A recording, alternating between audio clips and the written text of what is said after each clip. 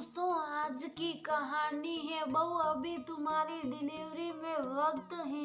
दोस्तों, कहानी शुरू करने से पहले अगर आपने चैनल को सब्सक्राइब नहीं किया हो तो कर लीजिए ताकि आपके पास पहुंच सके हर नया वीडियो। बहू अभी तो तुम्हें 7वां महीना चल रहा है, अभी तो बहुत समय है, मैं वक्त से पहले आ जाऊंगी। तब तक तुम अपना और अपने होने वाले बच्चे का ख्याल रखो। अनीता जी अपनी बहू को फोन पर समझा रही थी।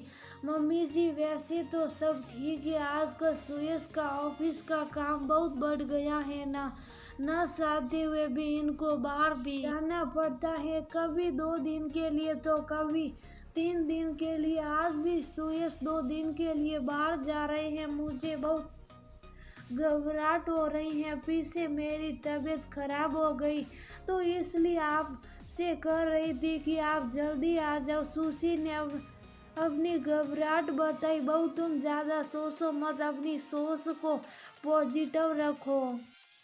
ये तुम्हारे और तुम्हारे होने वाले बच्चे के लिए ठीक नहीं है।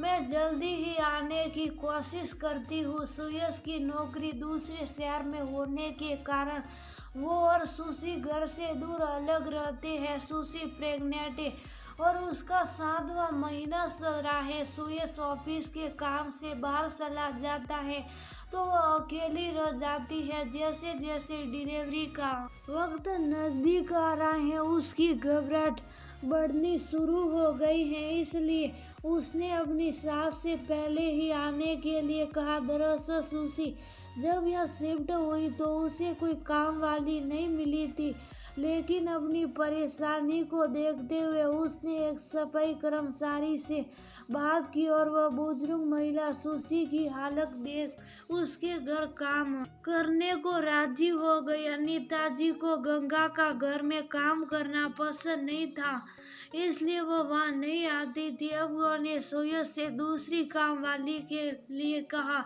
बड़ी मुश्किल से दूसरी काम वाली मिली, लेकिन उसे भी अभी आने में 1 महीना था, इसलिए अनीता जी ने सोच रखा था कि वह तभी वहाँ आएगी। किसी तरह अपने मन को समझाकर सुशी ने फोन रखा और अपने लिए सैंडविच बनाकर खाने लग बैठी।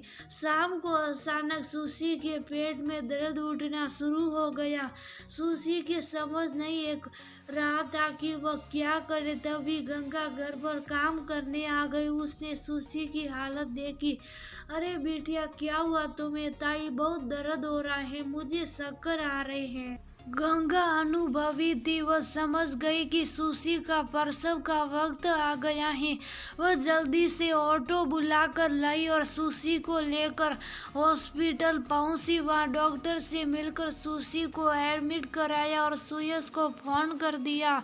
सुयश ने गंगा से सब संभालने को कहा और एकदम अपने शहर के लिए चल दिया। रास्ते में से उसने अपनी मम्मी को भी फोन कर दिया। अनीता जी रात में नहीं आ सकती थी, उन्होंने सुबह की आने की बात कहकर जाने की तैयारी शुरू कर दी। अब तो उन्हें भी बहुत घबराहट हो रही थी। सुयश हॉस्पिटल पहुंचा तभी नर्स बाहर आई।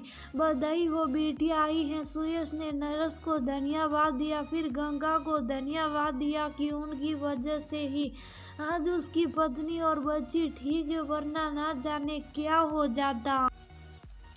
थोड़ी देर में ही सुशी को भी होश आ गया। सुयश और गंगा उससे मिलने कमरे में आए। गंगा बोली, मुझे माफ करना बेटिया, तुम्हें हाथ लगाना पड़ा और तुम्हें गोद में लेकर यहाँ तक लाई, लेकिन तुम्हारी हालत ऐसी नहीं थी कि तुम अपने आप को संभाल पाओ, इसलिए कैसी बात कर रही हो ताई। आज आप ना होती तो मेरा और मेरी बच्ची का ना जाने क्या होता। हमें नई जिंदगी देने के लिए धन्यवाद ताई। सुयश गंगा के आगे हाथ जोड़कर बोला, ताई आज आपने मेरे लिए जो किया है उसका एहसान मैं सारी जिंदगी नहीं भूल सकता। आपको आपकी पसंद की साड़ी दिलवाऊंगा। अनीता जी भी अगले दिन वहां पहुंच गई थी। जब उन्हें सारी बात पता लगी तो उन्होंने भी गंगा से माफी मांगी। मेरी सोच गलत थी, मैं उस नीच के चक्कर में पड़ गई थी। मेरी पोती से मुझे मिलवाने के लिए तुम्हारा धन्यवाद।